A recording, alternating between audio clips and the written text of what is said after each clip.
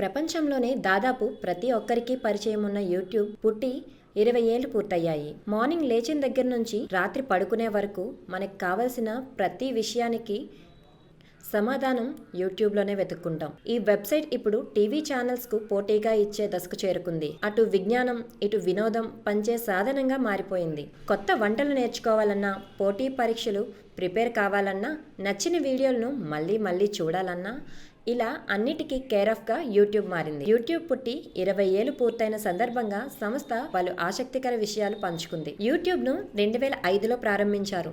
నాటి నుంచి నేటి వరకు మొత్తం 20 బిలియన్ల వీడియోలు అప్లోడ్ అయ్యాయి. స్టీవ్ చెన్, చాడ్ హర్లీ, జావేద్ కరీంలు యూట్యూబ్ సృష్టికర్తలు.